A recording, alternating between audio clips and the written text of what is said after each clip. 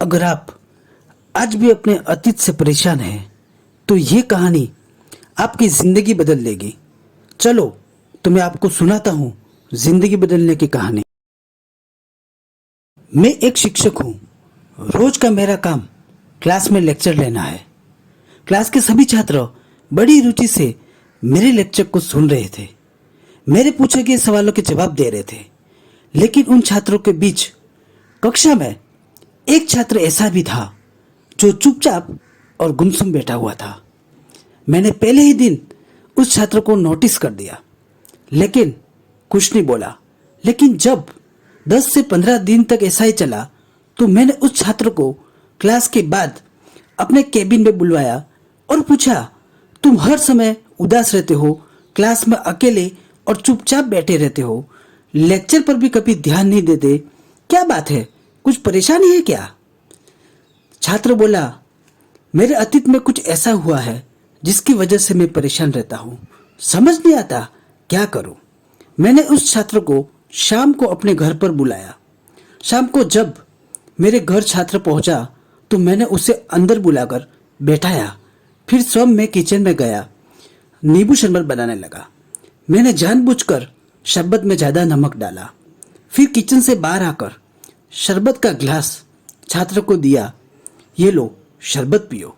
छात्र ने गिलास हाथ में लेकर जैसे ही एक घूंट लिया, अधिक नमक के स्वाद के कारण उसका मुंह अजीब सा बन गया।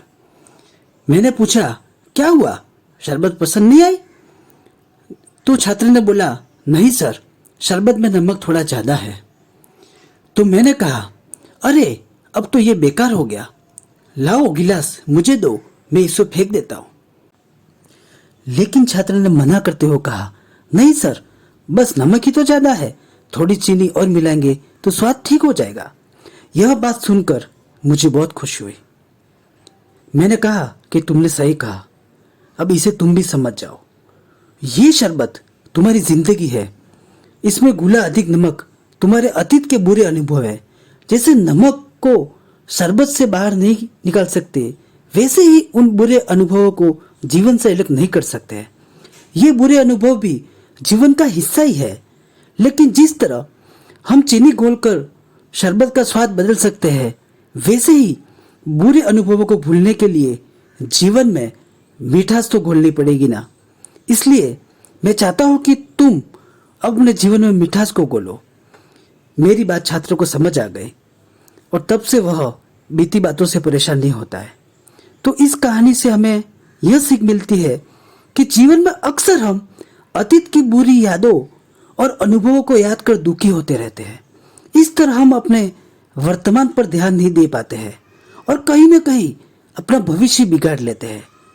जो हो चुका है उसे सुधारा नहीं जा सकता, लेकिन कम से कम उसे भुलाया तो जा सकता है। और उन्हें भुलाने के लिए नई मीठी यादें हमें आज ही बनानी होगी।